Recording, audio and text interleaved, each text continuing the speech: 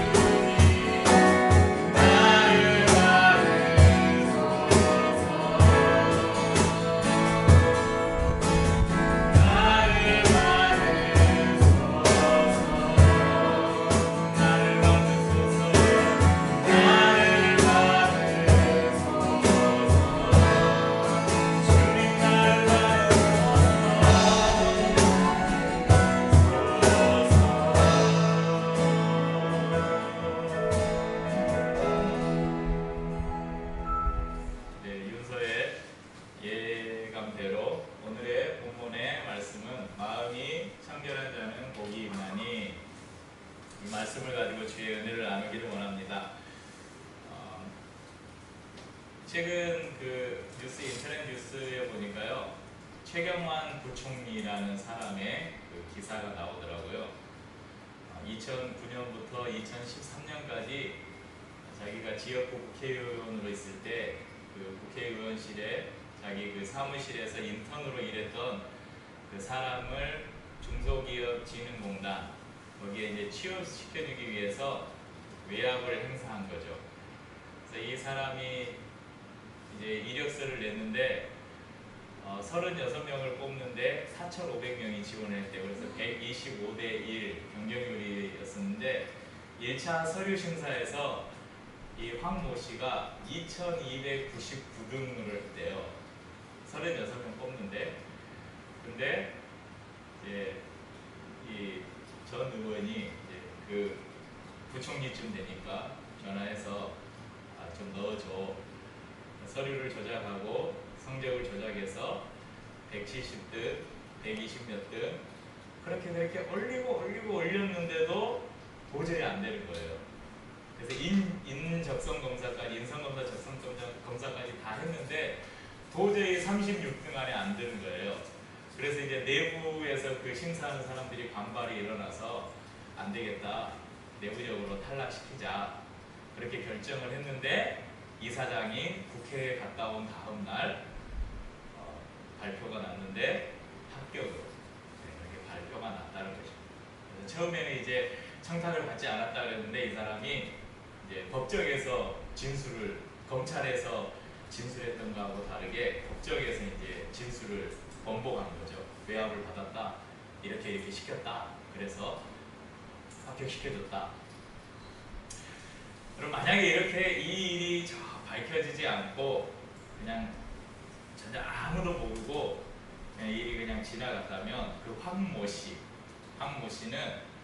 이 사람이 아마 최경환 부총리가 자기가 결혼을 시켜줬다고 하는 것으로 말미암아서 아마 주례를 본 것 같아요. 자기 이렇게 잘 아는 사람이었는가 봐요. 그러니까 이제 좀 밀어준 거였겠죠. 아마 이게 밝혀지지 않고 다 덮여졌다면 이 황모 씨는 아마 기세 등등했을 거예요. 야, 봐라, 내가 부총리 전 국회의원 사무실에서 인턴으로 일하다가 중소기업진흥공단, 이게 공단이잖아요. 중소기업 지능공단이면 공기업이거든요. 여기에 내가 당당하게 취업했다.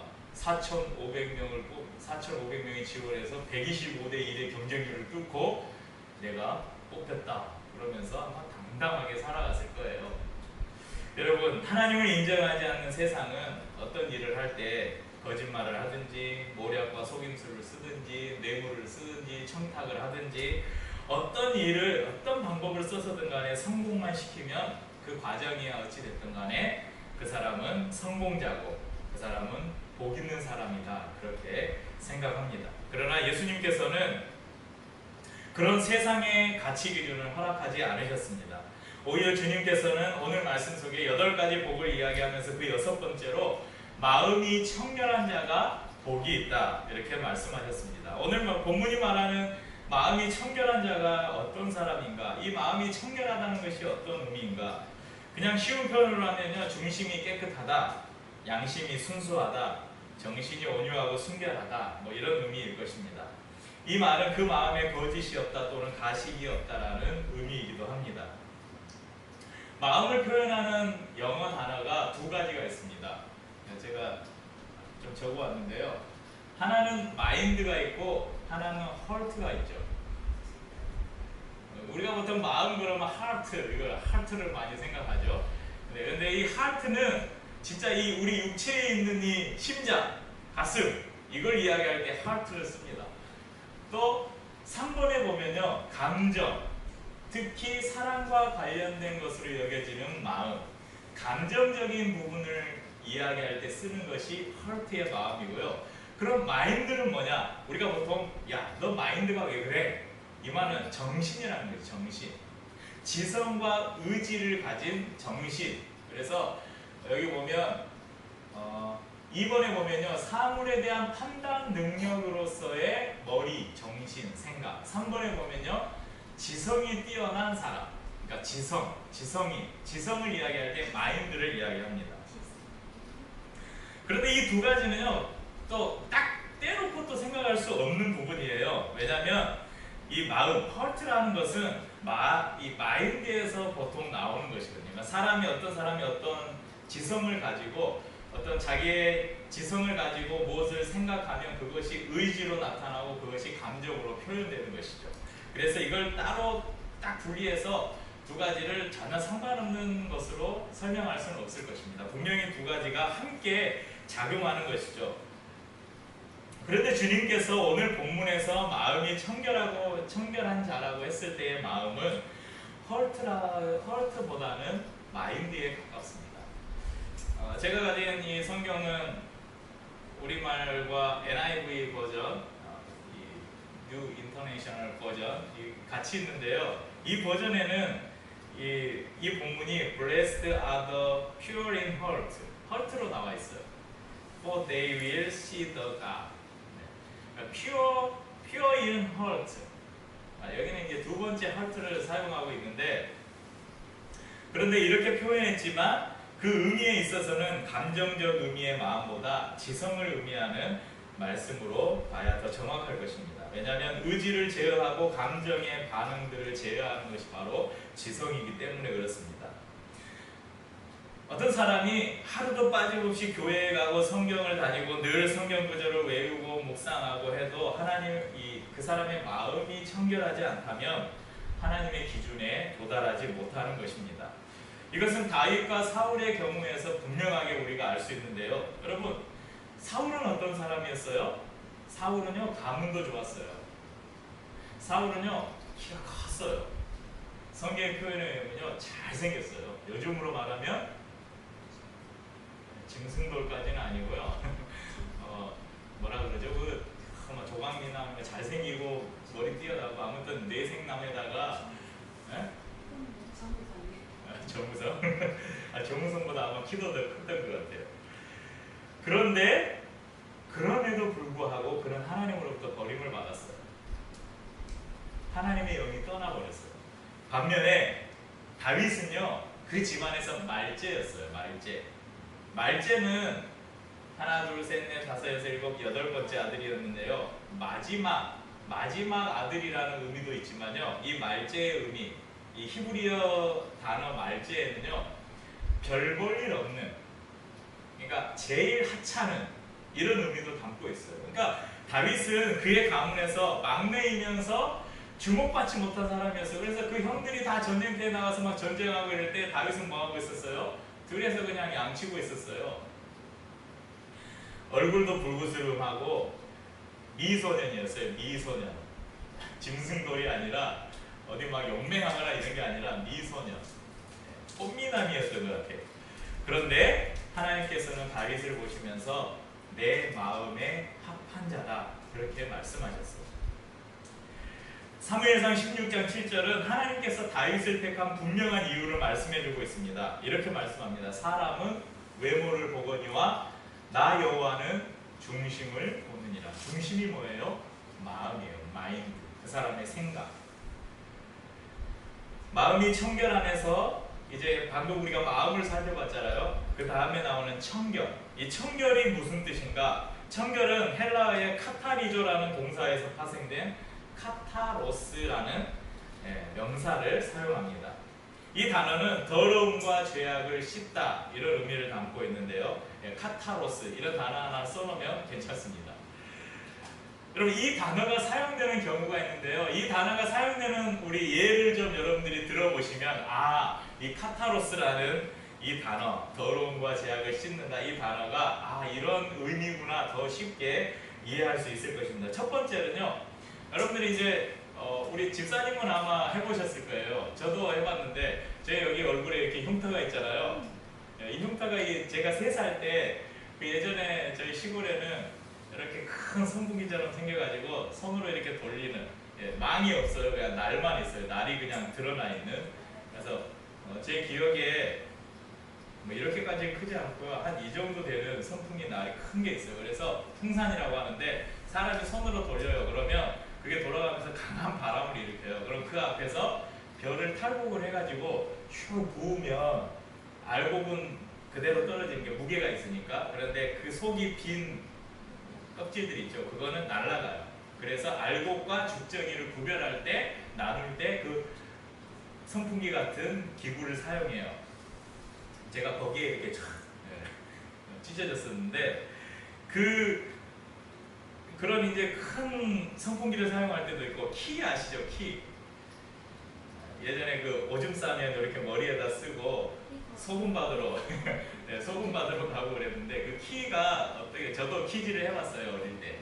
키에다가 곡식을 딱 넣고요. 이렇게 채면 알맹이는 점점 안으로 들어오고 쭉정이는 점점 밖으로 나가서 밖으로 날아가요. 왜냐하면 계속 바람을 이렇게 일으키면 무거운 것은 뒤로 모이는데 가벼운 것은 앞으로 날아가거든요.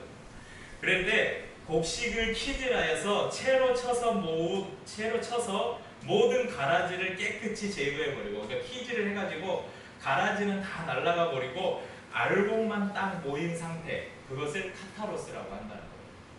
또 하나는 군사적인 용어로 사용될 때가 있는데요.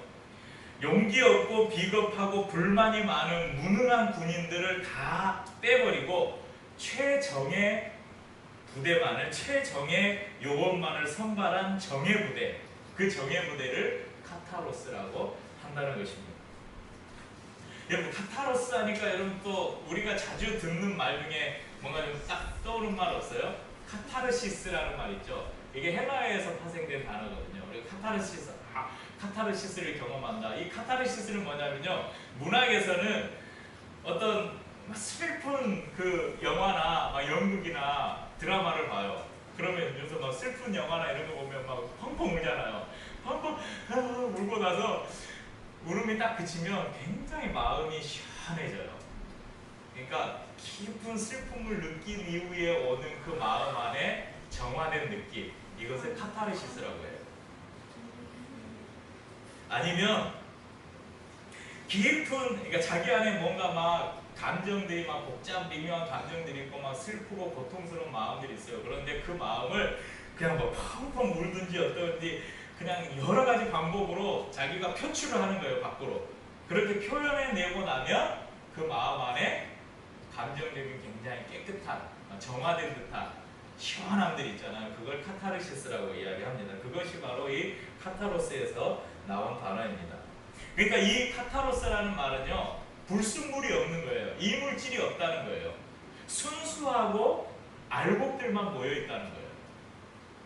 그래서 예수님께서 오늘 이 말씀한 이 말씀에 마음이 청결한 자, 이 말씀 안에는 나는 그 헌신과 동기에 아무것도 섞이지 않은 마음을 원한다.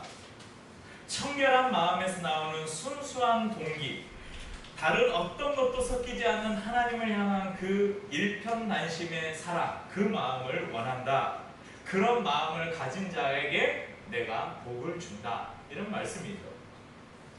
이후에 나오는 산상수훈에서도 예수님께서는 이 마음의 원리를 여러 번 이야기하십니다. 마태복음은 이제 다음에 우리가 계속 살펴볼 건데요. 마태복음을 계속 살펴보고 있으니까 6장 21절에는 이런 말씀이 있어요. 내 보물이 있는 곳에 내 마음도 있느니라. 또 24절에는 한 사람이 두 주인을 섬기지 못한다. 이런 두 마음을 이야기하고 있거든요. 또 야고보 사도는 야고보서 4장 8절에서 죄인들아 손을 깨끗이 하라. 두 마음을 품은 자들아 마음을 성결케 하라. 이런 말씀을 주고 있습니다. 그래서 성경이 여러 군데 예수님께서도 말씀하셨고 그 이후에 사도들도 이야기했고 우리 안에 두 마음을 경계하고 있어요. 그러니까 우리의 마음 속에 청결하지 않는 우리의 마음을 경고하고 있어요. 그러면 우리가 어떻게 우리의 마음을 청결하게 할 수 있을까? 그러니까 마음을 청결하게 한다는 것은요, 다른 어떤 동기나 불순물을 제거하고 오직 하나님 그분을 향한 사랑으로 우리의 마음을 채우는 것인데 어떻게 우리의 마음을 청결하게 할 수 있는가? 첫 번째는 나의 힘으로는 할 수 없다는 것을 인정하는 것이에요. 잠언 20장 9절에는 이런 말씀이 있습니다. 내가 내 마음을 정하게 하였다. 내 죄를 깨끗하게 하였다 할 자가 누구냐? 라고 기록합니다. 그러니까 어떤 사람도 야, 내가 내 마음을 정결하게 했다. 내 죄를 내가 깨끗이 했다. 할 사람이 아무도 없다는 거예요.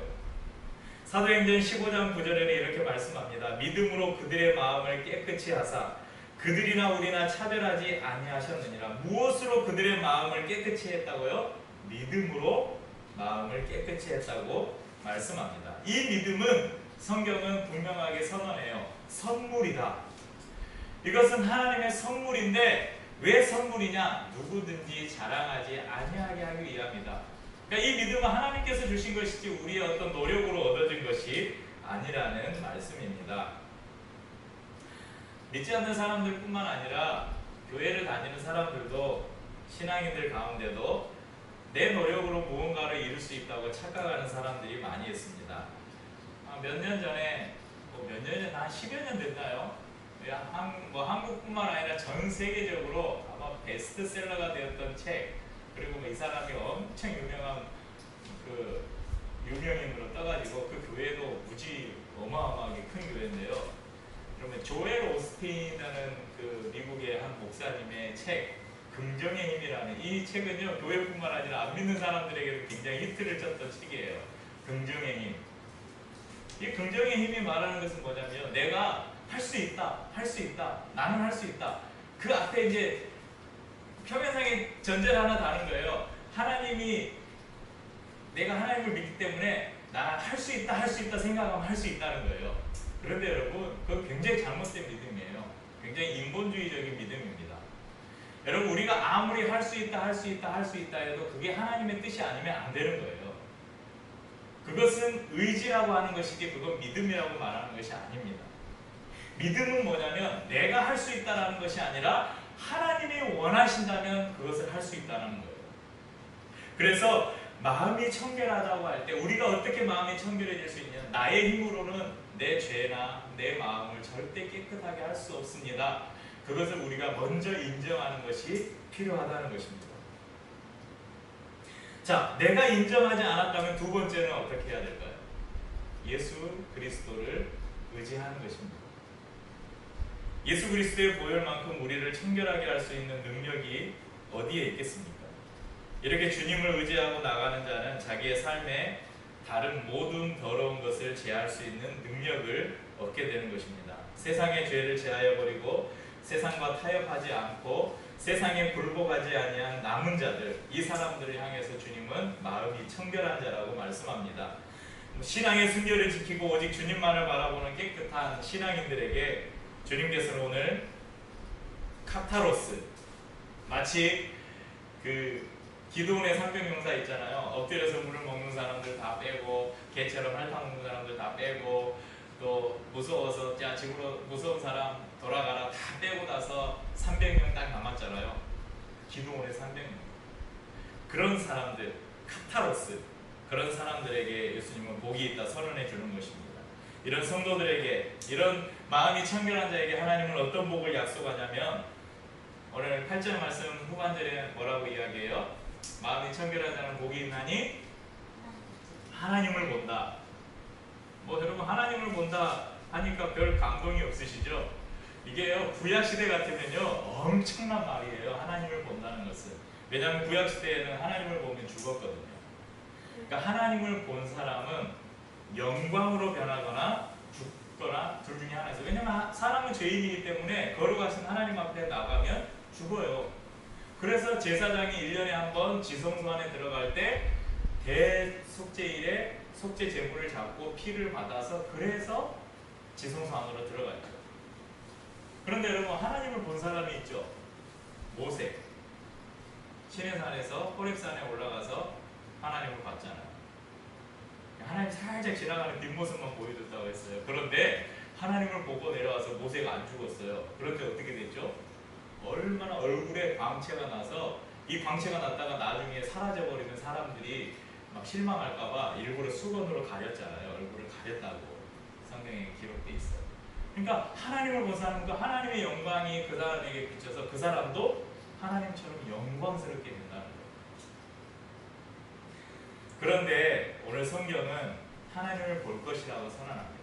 이 볼 것, 하나님을 본다 할 때 이 본다는 실제로, 이건 뭐 이제 그 원어 성경이나 이런 걸 보면요, 제가 공부한 게 아니라 성경 주석에 그렇게 나와 있습니다. 이 미래 진행형이래요. 그러니까 이것은 뭐냐면 계속해서 앞으로 계속 된다는 말이에요. 계속 보게 될 것이라는 거예요. 이것은 아주 중요한 의미를 담고 있습니다. 마음이 청결한 자가 하나님을 본다. 그런데 그 본다는 것이 과거도 아니고 지금 보고 끝난다는 게 아니고 하나님을 본 그 상태가 미래에도 계속된다는 거예요. 이 말은 뭐냐면요, 하나님을 본 사람이 하나님의 형상을 닮아간다는 거예요. 이걸 신학적인 용어로 말하면 성화라고 이야기합니다.